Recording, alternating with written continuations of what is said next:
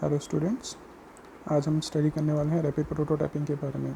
Rapid prototyping क्या होती है? जैसे कि नाम से ही आपको एक आइडिया लग रहा है, रैपिड। रैपिड मतलब तेज़ी से, स्पीड से कुछ चीज़ हो, उसका मतलब होता है रैपिड। प्रोटोटाइपिंग मतलब किसी भी चीज़ की डुप्लीकेट कॉपी बनाना। इसकी स्केल कम हो सकती है उस ऑब्जेक्ट की। लेक्चर्स मैंने आपको दे दिए थे प्रोटोटाइपिंग के, तो ये वही वाला प्रोटोटाइपिंग है।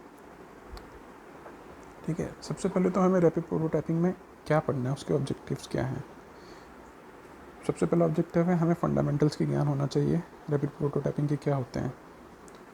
दूसरा, डिफरेंट रैपिड प्रोटोटाइपिंग की टेक्नोलॉजीज़ के बारे में आइडिया होना चाहिए, कैसे प्रोसेस होती है, क्या एडवांटेजेस है उनकी, क्या डिसएडवांटेजेस है। और फिर हमारा है रैपिड प्रोटोटाइपिंग की एप्लीकेशंस और उसके बेनिफिट्स। आइए, ये कुछ हमारे एग्जांपल्स है, देखिए रैपिड प्रोटोटाइपिंग के। ये एक कैमरा बना हुआ है, ये रैपिड प्रोटोटाइपिंग से बनाया गया है। ओरिजिनल कैमरे को स्कैन करके या फिर इसकी 3D कैड में 3D ड्राइंग बना करके एंड फिर स्लाइसिंग करके ये बनाया। दूसरा आप देख सकते हैं आर्ट स्कल्पचर्स। ये आर्ट देखिए, ये लाफिंग बुद्धा। आप देख सकते हो, अगर ये नॉर्मल कन्वेंशनल मशीन में बनाने होते तो ये पॉसिबल नहीं होते। पॉसिबल इन द सेंस बहुत हार्ड होती चीज़ें। इसको आप किस मशीन में लगा करके इस तरह का शेप बनाएंगे, बहुत कॉम्प्लिकेट हो रही थी और बहुत ज़्यादा टाइम कंज्यूमिंग हो जाती।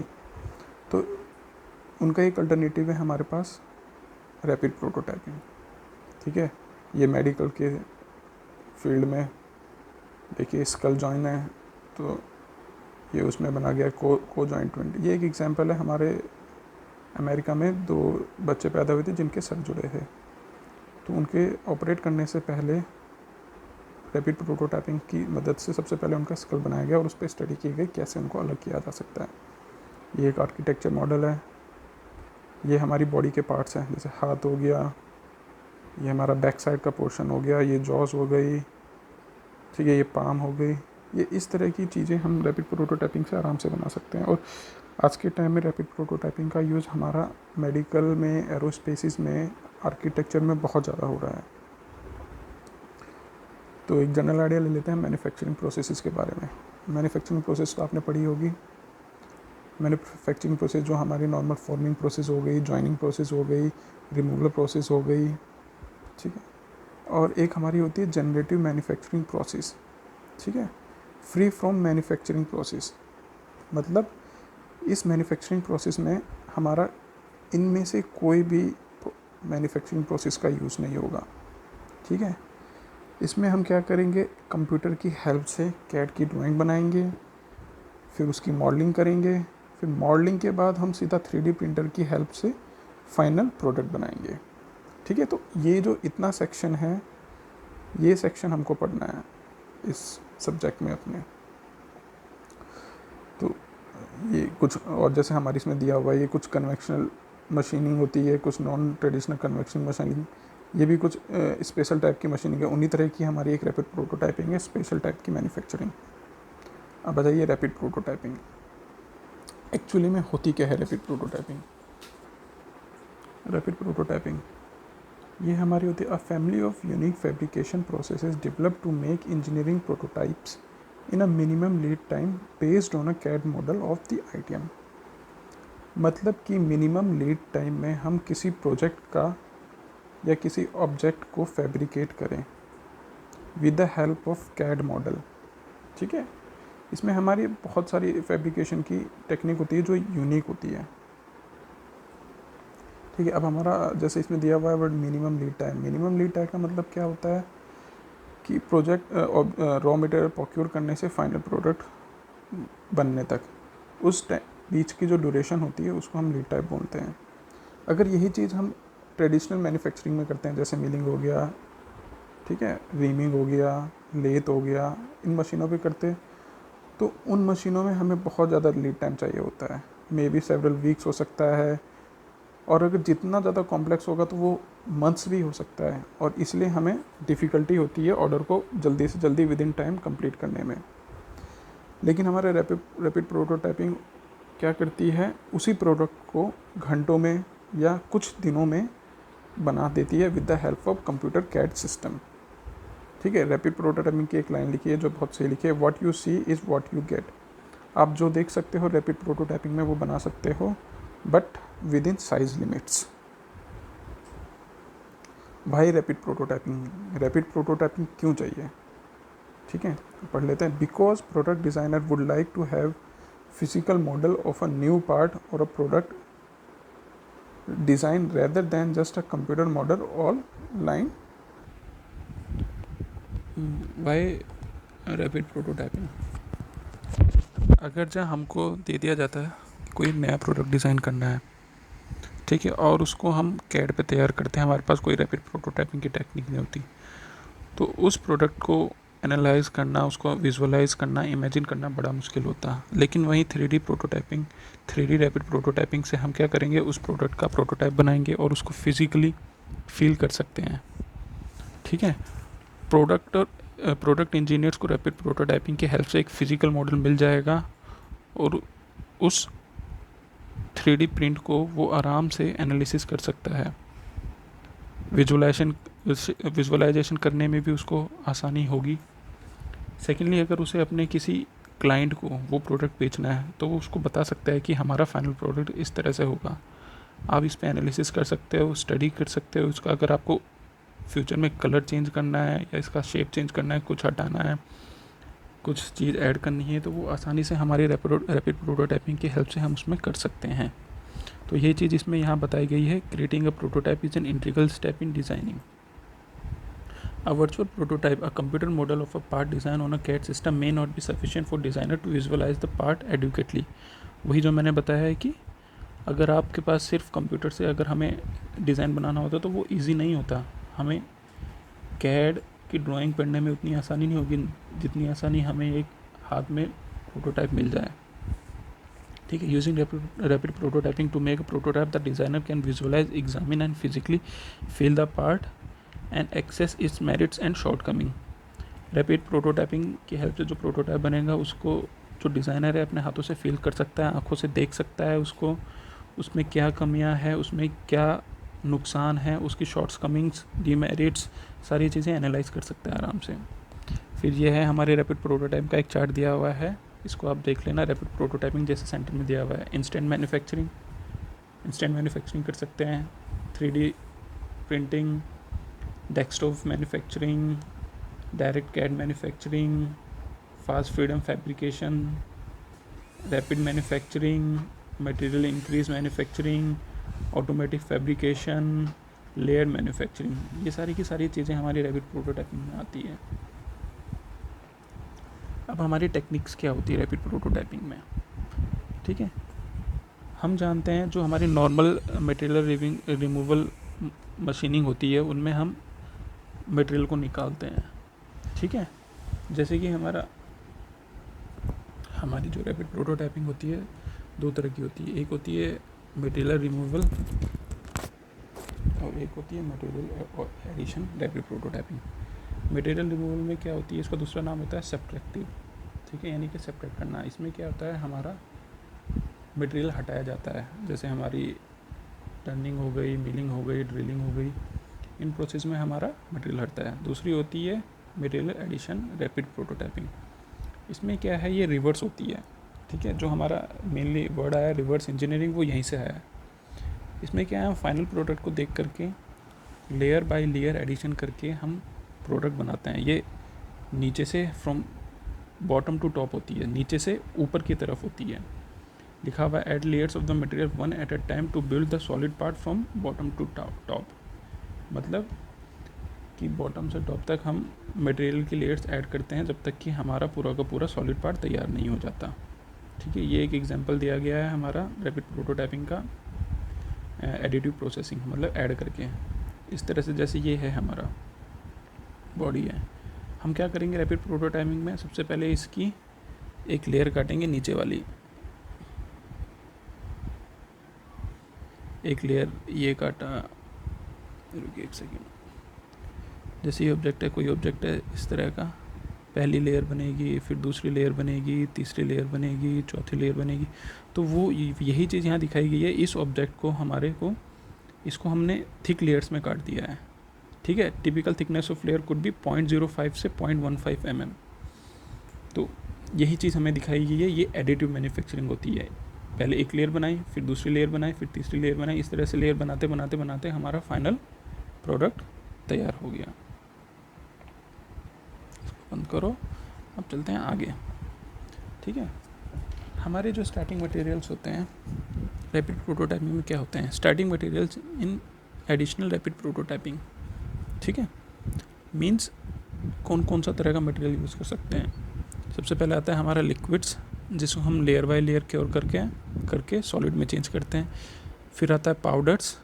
ठीक है, सेम इनको भी हम एक साथ बाउंड कर देते हैं। बाउंडेड मतलब जोड़ना, एक साथ बॉन्ड करके लेयर बाय लेयर हमारा सॉलिड तैयार कर लेते हैं। थर्ड आता है सॉलिड शीट्स और filaments that are laminated to create the solid parts. इसका मतलब है कि शीट बाय शीट, एक शीट रखी, फिर दूसरी शीट रखी, तीसरी शीट रखी, इस तरह से हमारा प्रोडक्ट तैयार होगा। ठीक है, एडिशन रैपिड प्रोटोटाइपिंग मेथड। ठीक है, अर्थात जोड़ करके कौन कौन से मेथड होते हैं रैपिड प्रोटोटाइपिंग के। ठीक है, additive. In addition to starting material, the various material addition rapid prototyping technology use different method of building and adding layers to create solid parts. There is a correlation between starting material and the building techniques. ठीक है, अब हमारे क्या है steps क्या होते हैं हमारे रैपिड प्रोटोटाइपिंग के। ठीक है, ये मेन है हमारा जो थ्योरी है, मेनली यहाँ से स्टार्ट होती है। सबसे पहले क्या करेंगे, हम ज्योमेट्रिक मॉडल बनाएंगे। ज्योमेट्रिक मॉडल मतलब जैसे हम कैड में बनाते हैं, कैड में हम 2D बनाते हैं, फिर उसका 3D बनाते हैं। तो फाइनली हमें बनाना क्या है, एक 3D मॉडल बनाना है हमका। ठीक है, फिर हम उस 3D मॉडल को, एक फॉर्मेट होती है STL फाइल फॉर्मेट, ये मैंने आपको लेक्चर्स दिए थे जो उसके प्रोटोटाइप वाले, उनमें बताया गया है। STL फॉर्मेट में उसको चेंज करेंगे हम। STL फॉर्मेट में चेंज करने के बाद जो हमारी सॉफ्टवेयर है, मतलब 3D प्रिंटिंग का सॉफ्टवेयर है, वो सॉफ्टवेयर क्या करेगा, उस ऑब्जेक्ट को लेयर्स में चेंज करेगा। जो मैं बता रहा था आपको पिछले लेक्चर में, पिछले स्लाइड में, लेयर, पहले लेयर, दूसरे, उसको वो क्या करेगा, कंप्यूटर के अंदर सॉफ्टवेयर की सहायता से छोटी छोटी लेयर्स में कर देगा। ठीक है, तो यही दिया है, the model is computerised format is sliced into closely spaced parallel horizontal layers. Next slide. ठीक है, बेसिक स्टेप्स वही जो बताया, creating the 3D model of a design, converting the CAD model into STL format, slicing the STL file into thin layers, construction of the model one layer, ठीक है, on top another, cleaning and finishing the model. ठीक है, ये है, और ये जो example अभी हमने पहले देखा था। ठीक है, ये स्टेप्स हमें याद होने चाहिए, क्योंकि एग्जाम्स में अगर आपके पास आता है रैपिड प्रोटोटाइपिंग क्या, तो ये स्टेप्स आपको ज़रूरी है याद होने। अब कैड मॉडल। ठीक है, कैड मॉडल के हमारे दो तरीके होते हैं, या तो हम डायरेक्ट अपना सॉफ्टवेयर्स में बना करके उसका 3D बनाएं, पहले कैड में बनाएं, फिर उसकी 3D मॉडलिंग करें, या डायरेक्ट हम सॉलिड वर्क में बनाएं। या दूसरा होता है हमारा रिवर्स इंजीनियरिंग, जिसको बोलते हैं। हमारे पास जैसे ये इंस्ट्रूमेंट दिखाए हुए हैं, तो ये क्या करते हैं, किसी भी ऑब्जेक्ट के कोऑर्डिनेट मेज़र कर लेते हैं। ठीक है, और जैसे उस ऑब्जेक्ट के कोऑर्डिनेट्स होते हैं, उसी प्रकार के डायमेंशन ले करके वो उस ऑब्जेक्ट की कॉपी बना देते हैं। ठीक है, जैसे ये जो इनका नाम होता है कोऑर्डिनेट मेजरिंग मशीन, CMM। ठीक है, इसको दूसरा बोलते हैं रिवर्स इंजीनियरिंग भी नाम बोलते हैं इसको। अर्थात किसी ऑब्जेक्ट के कोऑर्डिनेट स्टडी करके सेम उसकी ड्राइंग बना देना। ठीक है, फिर हमारा दूसरा है कन्वर्जन इनटू STL फॉर्मेट, वही जो मैंने बताया था आपको। ये लेयर्स में बनाने के लिए क्या करेगा, ट्रायंगुलर शेप के उसको छोटे छोटे से ट्रायंगल बना देगा पूरी बॉडी के ऊपर, फिर उसकी कटिंग करेगा वो। ठीक है, the standard data interface between CAD software and the machine is STL format. ठीक है, ये पता है हमें STL फॉर्मेट में चेंज करना होता है। And STL file approximates the shape of a part using triangular facets. ये जो इनको फेसेस को बोला, इनको ट्रायंगुलर फेसेट्स बोलते हैं। ठीक है, ये जो फेस बनाता है, small facet produces a high quality surface, मतलब जितना छोटा इसका साइज़ होगा उतनी ज़्यादा क्वालिटी हमें अच्छी मिलेगी। जितने पतले पतले लेयर हम काटेंगे उतनी ज़्यादा हमें अच्छी क्वालिटी मिलेगी। ठीक है, कुछ ये स्टेप्स दिखे गए हैं, development of a CAD model. ठीक है, फिर उसके बाद होगा हमारा generating STL format standard triangulation language. ठीक है, ये वो लैंग्वेज होती है जिसको हमारा सिस्टम आराम से पढ़ सकता है। फिर स्लाइसिंग करेगा। स्लाइसिंग के बाद हमारा सपोर्ट स्ट्रक्चर होता है एक। सपोर्ट स्ट्रक्चर क्या होता है, जैसे हमारा कोई चीज़ हमें हॉलो बनानी है, इसको डिलीट करो, हॉलो चीज़ बनानी है। ये एक बॉल है, इसके अंदर हमारा खाली है, ये एरिया खाली है। तो हमें क्या करना होगा, जैसे ये खाली एरिया है तो इस खाली एरिया में हमें कुछ एक्सटर्नल सपोर्ट देना पड़ता है। ठीक है, इस सपोर्ट की प्रॉपर्टी क्या होती है, जब हमारा फाइनल प्रोडक्ट तैयार हो जाता है इसको हम आराम से बाहर निकाल सकते हैं। ठीक है, फिर सपोर्ट बना दिया, फिर उसके बाद हमारी जो 3D प्रिंटर है उसको मैन्युफैक्चर करेगा, और फिर उसके बाद तीसरा स्टेप करेगा पोस्ट प्रोसेसिंग, छठा स्टेप करेगा पोस्ट प्रोसेसिंग। ठीक है, अभी क्लाइंट डायग्राम देख लेते हैं इसका। कैड सॉफ्टवेयर के अंदर, कंप्यूटर के अंदर कैड डिज़ाइन किया, उसको STL फॉर्मेट में चेंज किया। STL फॉर्मेट में चेंज करने के बाद छोटी छोटी लेयर्स में बनाया। इसको हमने 3D प्रिंटर के अंदर स्कैन किया UV रेडिएशंस ने। फिर हमारी पोस्ट प्रोसेसिंग हो गई। पोस्ट प्रोसेसिंग में क्या होता है, उसकी फिनिशिंग, क्लीनिंग, पोस्ट क्यूरिंग, कुछ ऐड करना है या रिमूव करना है। क्लीनिंग में आ गया हमारा अंदर का सपोर्ट निकालना। ठीक है, फिनिशिंग में आ गया जो छोटा छोटा एक्स्ट्रा पार्ट निकल गया उसको कटिंग करके फाइनलाइज शेप देना है। ये जो यहाँ पे दिया गया है एग्जांपल, एक एग्जांपल है आपकी मैन्युफैक्चरिंग, रैपिड प्रोटोटाइप मैन्युफैक्चरिंग का। ये आगे हम आने वाले लेक्चर्स में पढ़ेंगे एग्जैक्टली होता क्या है। बस आप ये जान लीजिए कि इस तरह से हमारी प्रोसेस होती है।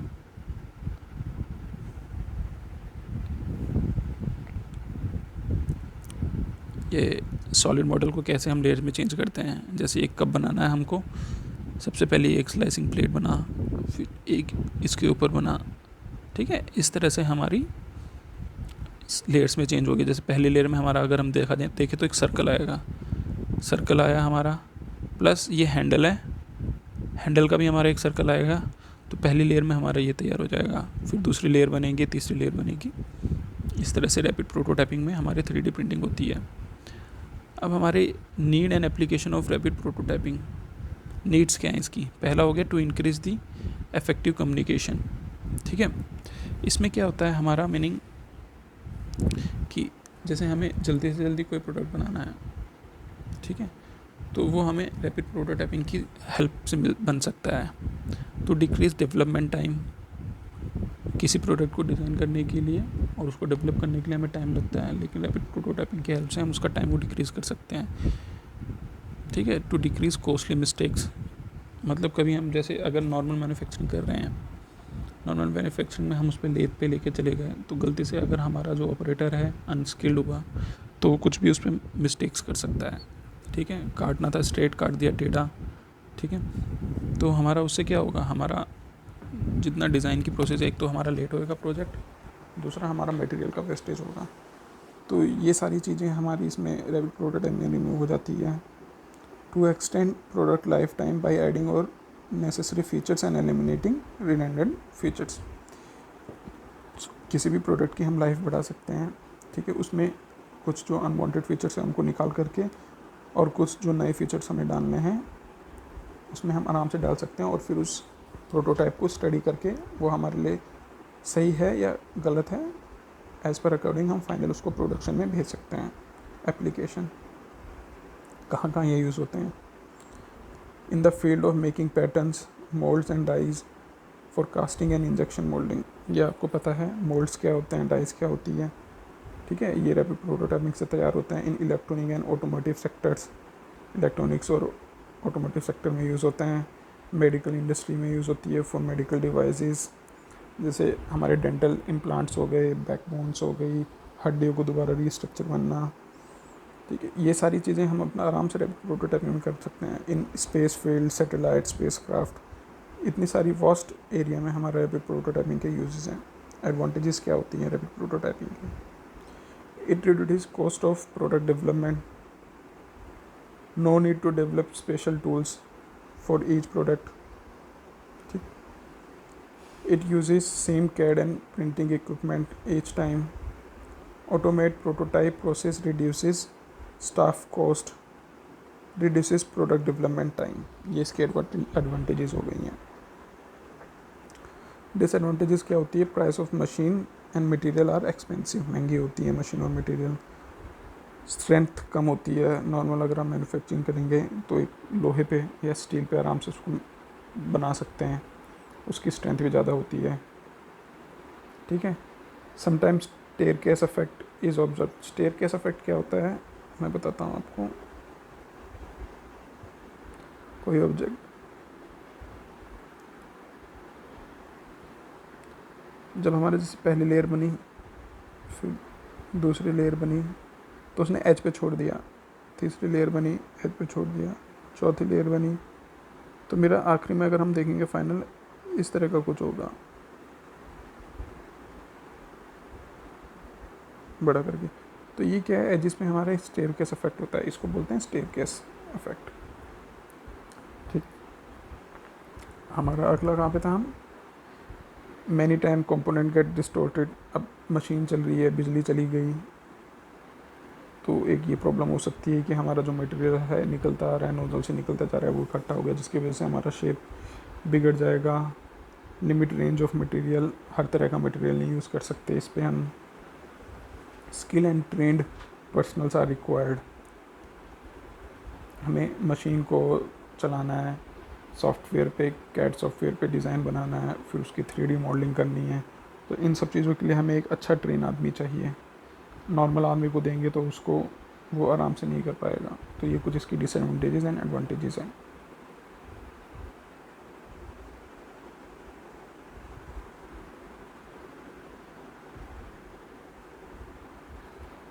ठीक है। अब कुछ हमारे रैपिड प्रोटोटाइपिंग के अल्टरनेटिव नेम्स होते हैं, ये जान लेते हैं। लेयर मैन्युफैक्चरिंग, क्योंकि लेयर बाय लेयर तैयार होती है। डायरेक्ट कैड मैन्युफैक्चरिंग, कैड से हम डायरेक्ट इसमें प्रोडक्ट बनाते हैं, कोई मशीन पे नहीं ले जाने की ज़रूरत, कोई लेथ नहीं यूज़ होनी, कोई मिलिंग नहीं होनी। Solid free form fabrication, solid form में तैयार हो रहा है सीधा ऑब्जेक्ट हमारा। Rapid prototype and manufacturing. ठीक है।